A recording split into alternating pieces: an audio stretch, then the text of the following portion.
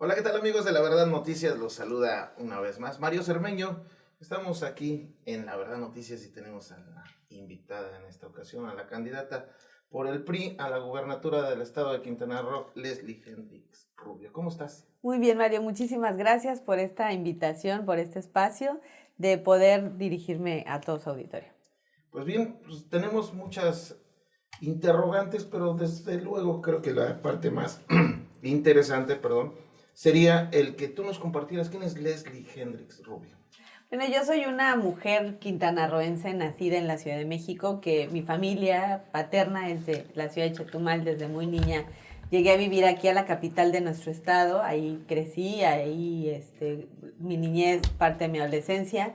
Después, también por trabajo de mi papá, regresé a vivir a la Ciudad de México y de vuelta hace ya 21 años aquí en Cancún, que es el tiempo que llevo viviendo en esta ciudad, además llevo 20 años dedicada al servicio público como presidenta del DIF estatal, como rectora de la Universidad Tecnológica de Cancún, como diputada local y también trabajando en mi comunidad aquí en Cancún con sociedad civil organizada. Yo fui presidenta de la Asociación de Mujeres Empresarias, he presidido el patronato de Cancún de Centros de Integración Juvenil y actualmente soy la presidenta del patronato a nivel estatal. Esto es una organización que se dedica a la prevención y al tratamiento de las adicciones.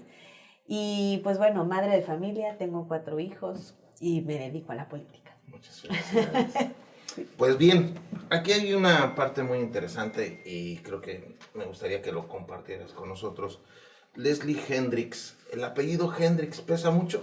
Sí, claro, y bueno, como todo, siempre hay la parte positiva, la parte negativa. En mi caso, pues yo siempre completamente orgullosa de ser hija de quien soy, de mis padres, ambos militares, ambos dedicados desde siempre al servicio a su país y desde hace muchos años también al servicio público. Yo pues crecí en una familia que a esto se ha dedicado, y si bien en el caso de mis padres mi papá es quien ha ocupado los cargos dentro de la administración pública, mi mamá siempre lo acompañó, siempre se involucró, siempre buscó tener una participación pues relevante también acompañando en estos cargos, y pues eso es el ambiente en el que yo he crecido y lo que también en mucho define Desde ahí lo que surgió soy. también la cosquillita de querer participar. Y fíjate que cuando era niña yo decía, no hombre, yo no me dedicaría a eso, pero para nada, ¿no? Es muy ¿Qué desgastante, era lo mucho que quizás a lo trabajo, mejor no te gustaba? que era demasiado trabajo, que yo siempre veía a mis papás ocupados con gente llegaba a la casa a buscarlos o los buscaba por vía telefónica, y pues siempre dispuestos y en disposición de acudir, ¿no?, al llamado. Y cuando tuve la oportunidad ya, porque fue algo circunstancial, de llegar a la presidencia del DIF estatal, ahí fue cuando verdaderamente descubrí yo que sí es una vocación, que Parte es de una un... pasión, y desde ahí no he dejado de estar. Ahí tendrías que estar trabajando poco a poco y con base a la experiencia realizar más actividades. Así. Existen temas bien importantes. Acaba de pasar el debate político y vimos un contrapunteo, un debate en donde pues no hubo tantas propuestas, hubo más que nada, hubo más como que el golpeteo político, el estarse pues sacando los trapitos al sol, que finalmente se ocupan esos espacios a lo mejor para exhibir las malas actitudes y actividades que han realizado algunas personas que en este caso están en la contienda electoral a la gubernatura. ¿Qué te pareció a ti el debate? A mí me parece, bueno, primero contenta de haber participado. Este fue el último de los debates que están programados,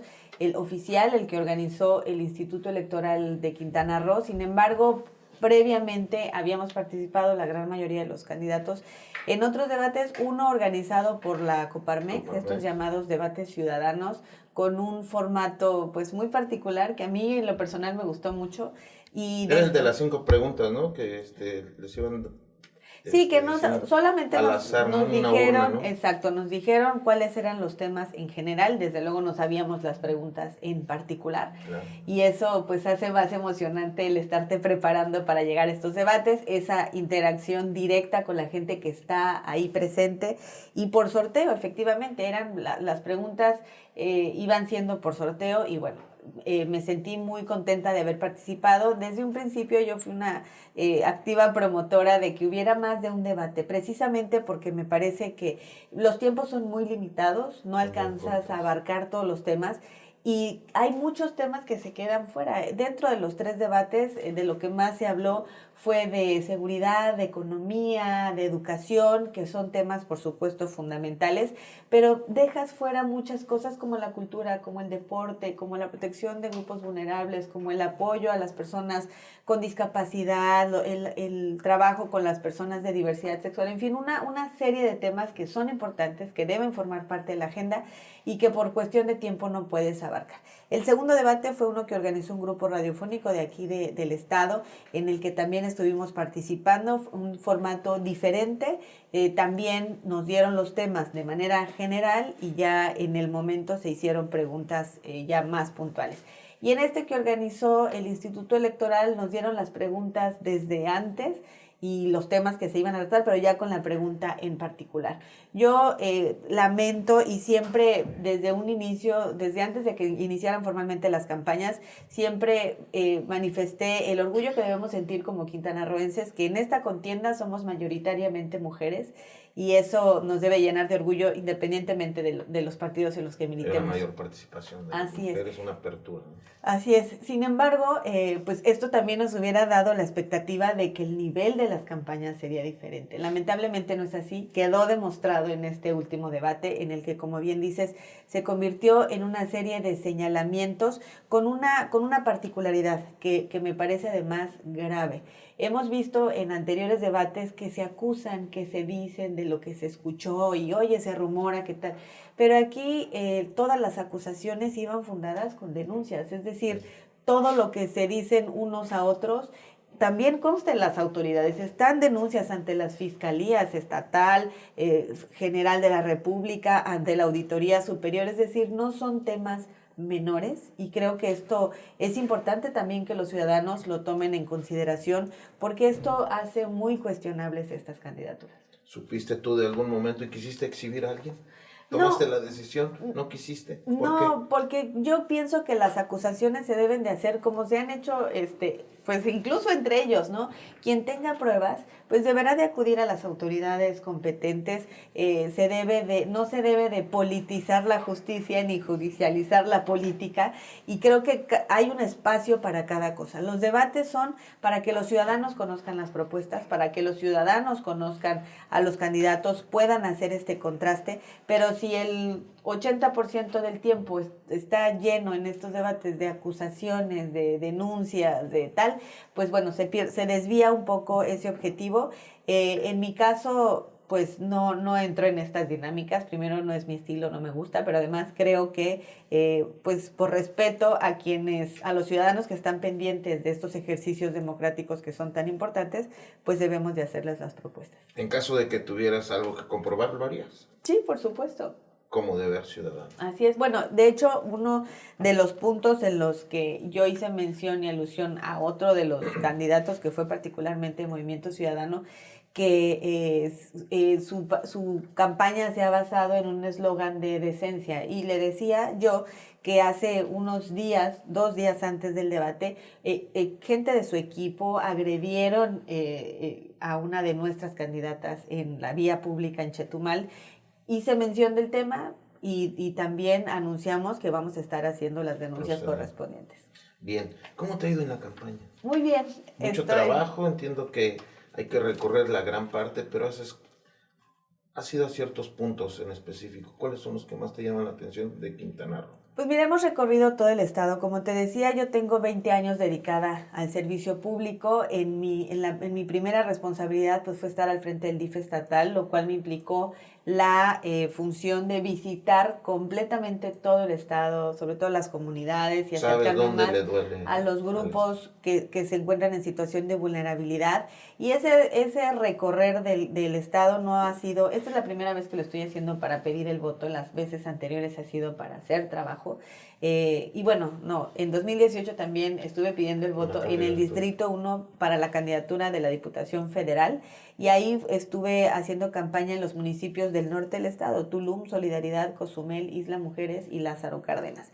Esto es lo más reciente en una campaña y pues bueno, hoy volver a encontrarme con la gente con la que pues he trabajado durante muchos años. Quiero decirte también que como especie en peligro de extinción soy una política que solo he estado en un partido, es decir, jamás no he estado brincando de un partido a otro, Que como hoy en es día la característica. una tarea de todas las personas quienes quieren figurar en algún puesto, ¿no? Así es, y digo, lo hacen siempre, o por lo menos vamos a hablar de este proceso, en donde más se les ofrezca el cumplirles el capricho de querer llevar una candidatura, ¿no? Y eso lo vemos, hoy tenemos frente a nosotros, o bueno, yo tengo frente a mí 4 contendientes que son pues bueno, todos vienen de la mal llamada Cuarta Transformación, porque está la candidata oficial de esta coalición, la diputada verde, que hoy trae playera perredista, que antes era prista, el senador morenista, que antes era prista, que hoy es emesista,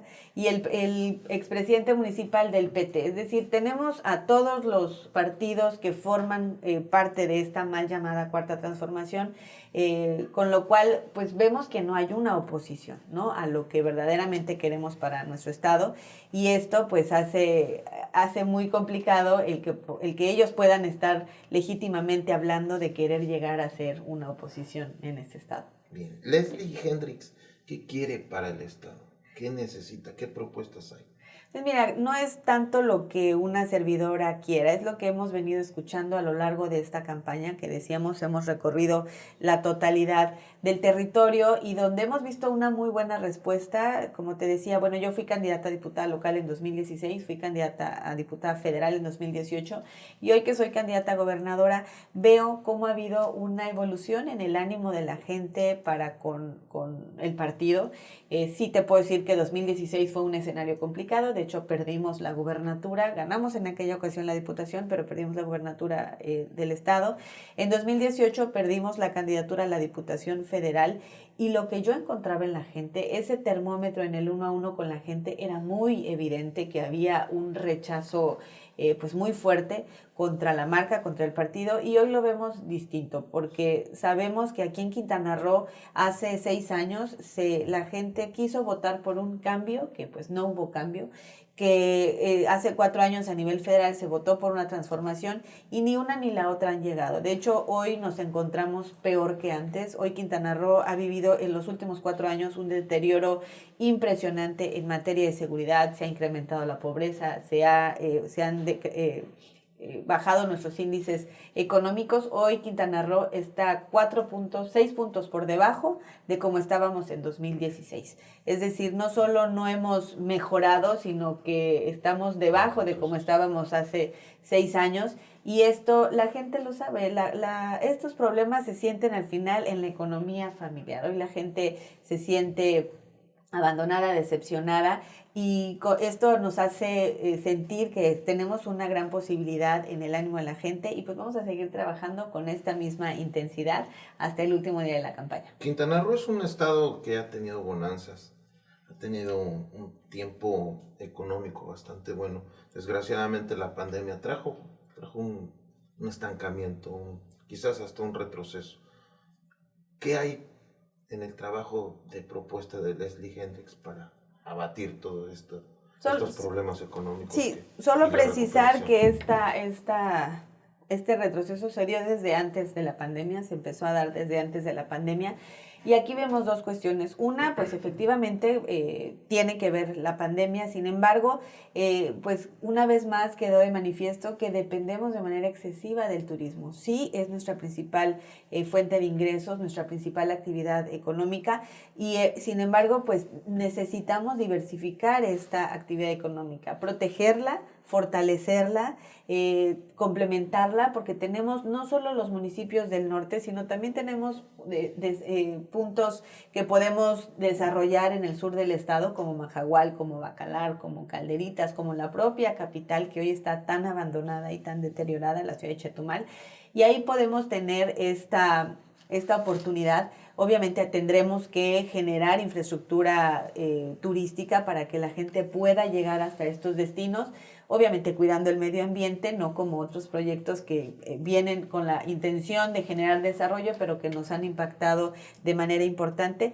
Y no tiene que ser algo que venga del recurso público. Es decir, lo que tiene que hacer el Estado primero es garantizar una verdadera certeza en la tenencia de la tierra, que es uno de los grandes problemas que tenemos en Quintana Roo y que genera duda o incertidumbre para quienes quieren venir a invertir. Primero tenemos que vivir en un Estado de Derecho, garantizar esto y fomentar que haya este tipo de proyectos bajo una debida planeación. Hoy no tenemos una planeación al mediano y a largo plazo y eso hace que todos los esfuerzos que hagamos desde el gobierno estatal, los gobiernos municipales, no tengan un rumbo definido y eso pues al final es un dispendio que no nos está llevando a ningún lado. Trazar un plan en el que participemos todos, el gobierno, los ciudadanos, los académicos, los científicos, los sectores, los colegios, etcétera, y una vez definido ese plan, entonces podamos invitar a quienes puedan invertir para desarrollar esta infraestructura turística, pero no dejar de lado las actividades económicas para las que tenemos vocación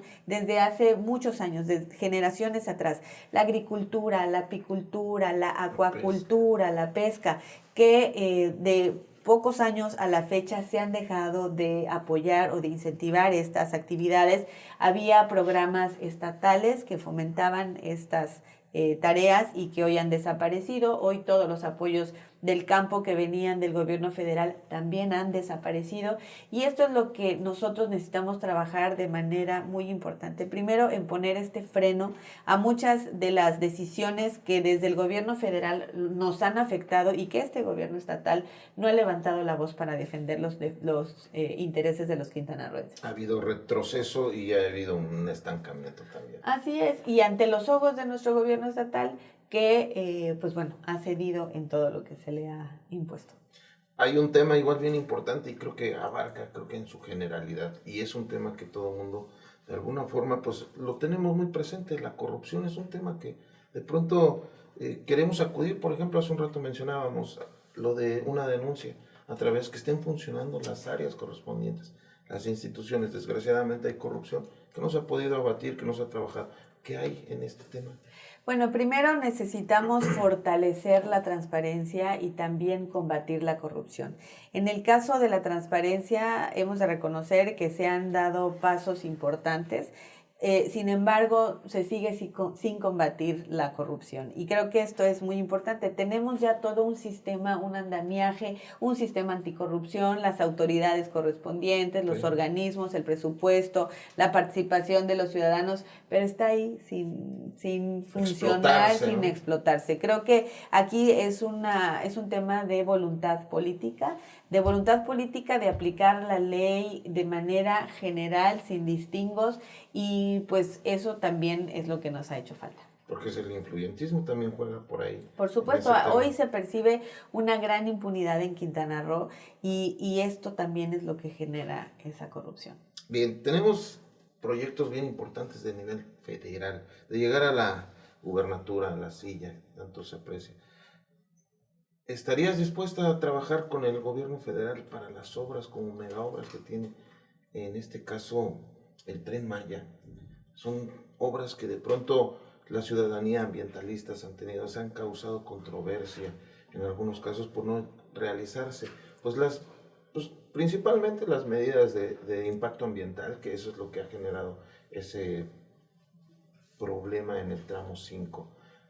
El trabajo con el gobierno federal, ¿cómo lo generarías? Tendrá que ser de total coordinación. Esa es la labor de cualquier gobierno estatal, coordinarse de manera efectiva tanto con el gobierno federal como con los gobiernos municipales. Eso es algo que sí o sí debe de pasar. En cuanto a los proyectos, por supuesto que siempre van a ser bienvenidos todos los proyectos que estén destinados a generarnos desarrollo, a fortalecer nuestra oferta turística, a generar empleos, a embellecer nuestras ciudades, por supuesto, van a ser bienvenidos. Sin embargo, debemos de ser congruentes en el tema de la transparencia, la rendición de cuentas y el cumplimiento de la ley. Este proyecto del Tren Maya se ha caracterizado precisamente por no ser transparente. Por decreto presidencial es un proyecto en el que nadie puede pedir información, si hay licitaciones, a quién se está contratando, quién está llevando a cabo la obra, porque así se decidió, que es un proyecto de interés nacional y que no caben estos cuestionamientos. ¿Qué opinas acerca de eso? Pues es un autoritarismo total y que está pasando en la cara de todos. Y es donde yo digo, ¿qué hacen los gobiernos estatales para defender los intereses de sus ciudadanos ante este tipo de proyectos? Ese es uno. Segundo, cero planeación. O sea, estos tramos o más bien estos cambios de trayectos se han dado en 7 ocasiones. En 2 sí se han hecho trazos que hoy tenemos los que pasamos constantemente por la carretera de Playa del Carmen, es un caos y ahí se quedó. O sea, ya no va a pasar por aquí, pero pues ya se quedó ahí, esa es otra. Ok, no es por este lado, vamos por el otro, talemos la selva impunemente, sin ningún estudio de impacto ambiental, con el daño que se generó a la flora, a la fauna, al subsuelo, el manto freático y pues sin ninguna consecuencia por parte de las autoridades que están encargadas de cuidar el medio ambiente. Y volvemos al tema de la impunidad, del autoritarismo, de la unilateralidad para tomar las decisiones y ejecutar proyectos. Y como bien dices, además ya solicitaron 10,000 millones de pesos adicionales para este proyecto porque están trazando y talando sin ton ni son, sin planeación. Y esto no solo nos cuesta más, sino que nos impacta de manera importante. De alguna u otra forma. Hay un tema igual que me gustaría que lo compartieras con nuestras personas quienes nos escuchan y nos ven a través de nuestras diferentes plataformas.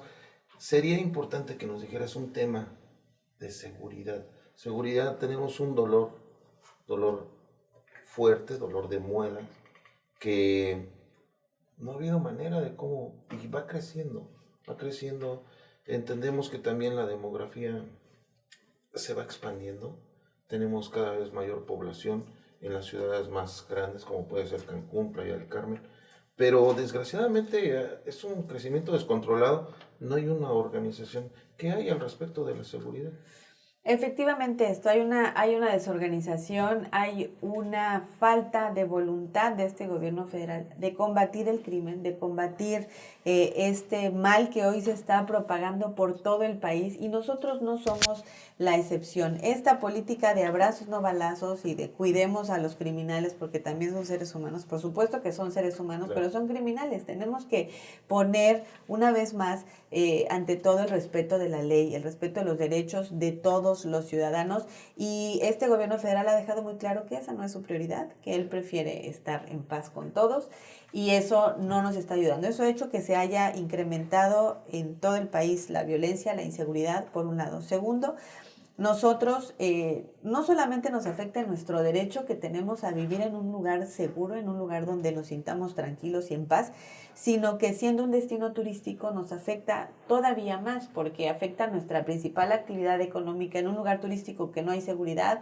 pues la gente no va a querer venir, la gente no va a querer invertir, se van a perder empleos, se van a cerrar negocios y eso nos trae una cadena de sucesos que pues nos afectan a todos de todas las formas posibles.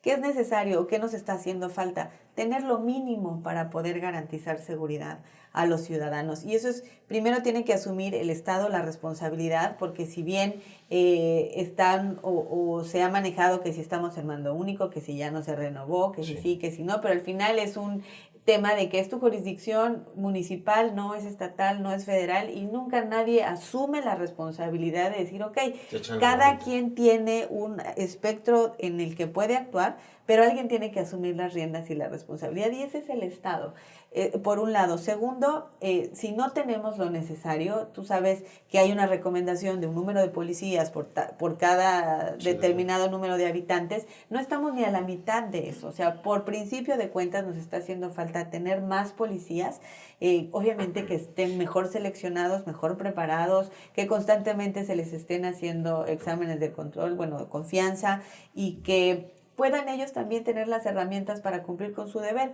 Tú llamas al 911 y si tienes la fortuna de que te contesten, a veces la gente que te está atendiendo te dice, sí, pero no podemos ir porque no tenemos patrulla, o aquí está la patrulla pero no tiene gasolina. ¿Qué opinas del C5? Pues le hace falta complementarlo. Ha sido una buena inversión de este gobierno, también reconocemos los aciertos, sin embargo no está completo. Es como si hoy tuviéramos solo un cerebro que está listo para funcionar, pero no tiene para ejecutar. Faltan los policías, hacen falta todavía más cámaras de seguridad que alimenten la información para poder tomar acción dependiendo y poder reaccionar. Drones, en fin, invertir sí en más tecnología para que esto que ya se invirtió pueda llegar a cumplir con su objetivo, pero si no tenemos lo mínimo, si no tenemos los policías y no les dignificamos su trabajo, porque hoy pues no ganan lo suficiente, no tienen seguro de vida, no cuentan con las condiciones laborales que debería de tener una persona que está a cargo de una labor tan sensible y que además en las condiciones en las que hoy estamos viviendo. Tenemos que dignificar esta labor de los policías, que haya más, que tengan mejor preparación, que cuenten con mejores herramientas y a partir de ahí construyamos otro tipo de estrategias, porque la seguridad pública, si bien es responsabilidad del Estado, pero también se va construyendo de la mano con los ciudadanos, se va construyendo en alianza con la iniciativa privada, con los gobiernos de otros estados. No puede ser que Quintana Roo es vecino de Yucatán y de Campeche, que son dos de los estados más seguros del país, y parece que es una frontera de un país completamente distinto, ¿no? Entonces, colaboración también con nuestros vecinos, colaboración con gobiernos de otros países. Recibimos visitantes de muchos países que seguramente también tienen interés en que quienes nos visitan desde su país tengan seguridad aquí en nuestro estado. Entonces, hacer alianzas, hacer colaboración y pues brindar lo básico y lo necesario para poder darle seguridad a nuestros ciudadanos. Sí, se habla mucho del crimen organizado. ¿Cómo actuaría Leslie Hendrix de llegar a la gubernatura? ¿Cómo actuaría con el crimen organizado? Pues esto tiene que ser en colaboración con el gobierno federal, con nuestras Fuerzas Armadas. Se tiene que hacer mucha más labor de inteligencia. Es un tema que debe atenderse de manera integral, para el que tendrá que haber mucho diálogo, mucha confianza y mucha colaboración. Bien, hay todo esto, tenemos todas esas propuestas, pero ¿hay dinero? Sí, claro, el presupuesto de Quintana Roo para seguridad es de más de 2.500 millones de pesos anuales. Lo que yo pienso que tanto en seguridad como en otros rubros es importante que prioricemos y que apliquemos nuestro presupuesto de manera más puntual, más prioritaria, más eficiente, poniendo al frente las prioridades y a partir de ahí generar las condiciones para poder atender todos nuestros problemas. Desgraciadamente se habla con temas igual importantes como es seguridad, pero también viene otra parte y un punto muy esencial es el desarrollo que viene pegadito con la educación. ¿Qué vamos a hacer con eso? Pues mira, para mí es muy importante y fundamental el tema educativo. Te decía hace un momento cuando hablábamos del tema turístico y que hacía referencia a la importancia de generar un plan de desarrollo con miras a un mediano y largo plazo, es lo que nos hace falta y ahí podremos generar mejores condiciones y la educación juega un papel muy importante. Hay que relacionar más al sistema educativo con el sector productivo para que una vez que tengamos trazado este plan de mediano y largo plazo para nuestro desarrollo, podamos diseñar programas educativos que nos permitan en un futuro contar con los profesionistas que va a requerir el sector productivo de ese futuro. Entonces ahí es donde va enlazado con la educación, en donde debe de también garantizar el sector productivo que los jóvenes que egresen de las universidades van a tener oportunidad de encontrar un empleo bien remunerado, relacionado con lo que estudiaron, que eso es lo que hoy no tenemos. Y además al sector productivo le va a permitir ahorrar en tener que capacitar a los jóvenes recién egresados de las universidades porque no vienen con las habilidades o con las competencias que ellos requieren. Entonces, hay que hacer más fuerte esa relación entre la academia y el sector productivo para diseñar mejores planes educativos y relacionarlos con esta actividad productiva. Y también pues con la educación básica, la educación media y la educación media superior, es importante que haya una planeación a largo plazo. Hoy, después de la pandemia, no contamos con un diagnóstico de cuál fue verdaderamente el efecto o el rezago que seguramente hay después de que muchos niños y jóvenes se vieron obligados a, de un día para otro, empezar a tomar clases en línea cuando los maestros no estaban listos para hacerlo, cuando los alumnos no estaban listos para hacerlo y cuando además cientos de miles de niñas y niños y jóvenes no tuvieron internet, no tuvieron un dispositivo desde donde seguir las clases. Entonces no sabemos hoy en dónde estamos parados en el tema del rezago educativo. Habrá que diagnosticarlo de manera completa para de ahí trazar y diseñar un plan que nos permita subsanar todo este rezago. Claro, personas especializadas en educación también nombran esta parte, ¿no? Sí hay un rezago, pero también hay un retroceso. O sea, algunas personas que ya sabían leer, en este caso, algunos niños de nivel básico, ya sabían algunas actividades educativas, desgraciadamente tuvieron ese retroceso. Es un problema muy importante que hay que abatir. Y además, Mario, algo importante, creo que ya nos vimos forzados a hacerlo así, los maestros tuvieron que entrarle, los alumnos y las mamás también, digo, sí, pobres de nuestros hijos que nos tuvieron ahí junto a ellos tomando clases. Exacto.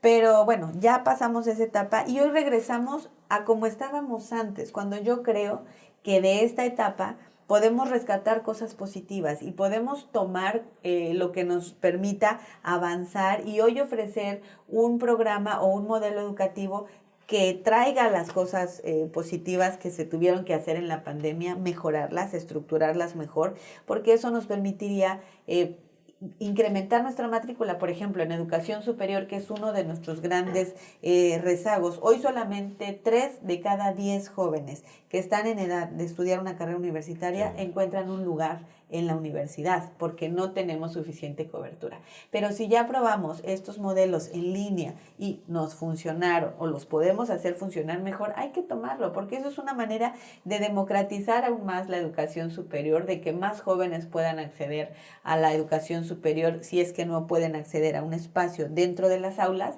pero que sí puedan tener un espacio dentro del sistema educativo. Perfecto. Hay una parte importante. ¿Cómo ves la división que existe en Quintana Roo, zona norte, centro y sur? El desarrollo que se ha visto. ¿Y cuál es tu propuesta para empatarlos? Porque realmente hay una balanza muy, muy inclinada hacia el norte, que como se ha dicho en algunos casos, no ha habido una justicia histórica para el sur de Quintana Roo. Mira, eso es algo que existe, pero ni siquiera tenemos que irnos tan lejos. Aquí mismo en Cancún tenemos zonas donde hay un gran desarrollo y donde hay un pues gran crecimiento, prosperidad, y otras zonas que están completamente marginadas. Lo mismo está sucediendo a nivel estatal y creo que podemos unificarnos a través de la actividad económica. Decía hace un momento, hay actividades para las que tenemos vocación, como es la agricultura, como es la apicultura, tal. Todo lo que podemos producir en estas comunidades en la zona maya, bien pudieran adquirirlo estos municipios que se han consolidado como destinos turísticos y que hoy compran piña, papaya, tomate, cebolla a otros estados, a Tabasco, a otros estados, pudiendo consumirlo a nosotros mismos. ¿Qué es lo que falta? Claro, que la gente del campo tenga este apoyo y el Estado intervenga para poder garantizar que ellos tengan la producción suficiente para abastecer a los municipios del norte y que les garanticen además una producción que les permita suplir las necesidades que se tienen. De esta manera generas esta actividad, generas desarrollo, aquí a lo mejor puedes bajar precios de lo que traen de otros estados y es un ganar-ganar para todos. Y además el hacer estos puentes, como decía, o generar esta infraestructura turística para que también en los municipios del sur donde tenemos potencial turístico podamos convertirnos todo el estado en un estado que tiene una oferta turística importante y no solo los municipios del norte. Que desgraciadamente hasta la fecha se ha visto así. Así es. Seguir con todos los procesos que se tienen con el Estado, todos los proyectos, significa también tener muchos trabajos que terminar por parte de la actividad gubernamental. se adquieren ese tipo de trabajos a la persona que llegue. Estamos también preparados para ello, seguir con esos, derivar en algunos donde dices, esto no puede funcionar, no sé por qué se implementó. Mira, eso es parte importante de lo que se ha dejado de hacer en los últimos cambios de administración. Quien llega pretende llegar a inventar el hilo negro y a decir, bueno, todo lo demás no sirve, ahora yo vengo a salvarlos a todos, ¿no? Y creo que siempre hay cosas que son rescatables de las administraciones anteriores y hacerlo también por eficiencia del presupuesto. Como decía, el que no continúes algo para lo que ya se invirtió y que a lo mejor está empezando a tener resultados, es tirar dinero a la basura. Entonces sí, completamente a favor de continuar todo aquello que se haya iniciado y que esté previsto para generar beneficios para los quintanarroenses, lo que ya esté generando beneficios para los quintanarroenses, pero también es justo hacer ese análisis de qué es lo que, en qué estamos gastando que no nos está trayendo beneficios. Y aquí entra esa participación de todos los sectores en el diseño de un plan para los siguientes años, para los siguientes 20, 30 años, y tomar todo lo que ha venido funcionando, desechar lo que no nos está dando resultados, pero pues trazarnos una ruta hacia la que debamos avanzar. Pues bien, llegamos ya a la parte final y me gustaría en algún momento, si quieres mandar un mensaje, que sea a través de nuestro medio, que está abierto para todos los candidatos y desde luego también para ti, Leslie. No, pues agradecerte, Mario, decirles a todos que es muy importante su participación en este proceso el próximo 5 de junio, que lo que está en juego es el futuro de nuestro estado. En esta elección vamos a definir si queremos que nuestro gobierno estatal se alinee con este gobierno federal o si queremos regresar a esos tiempos en lo que nosotros decíamos, recuperar el sueño quintanarroense, porque sabemos, quienes llevamos muchos años viviendo aquí, que hemos logrado vivir en un estado próspero, que nos ha dado seguridad, que nos ha dado empleo, que nos ha dado oportunidad a nosotros y a tanta gente que ha llegado desde otros estados, desde otros países. Hoy vemos que todo eso se ha deteriorado, que hoy no somos un estado seguro, que hoy no somos un estado próspero, que hoy no somos un estado que da oportunidad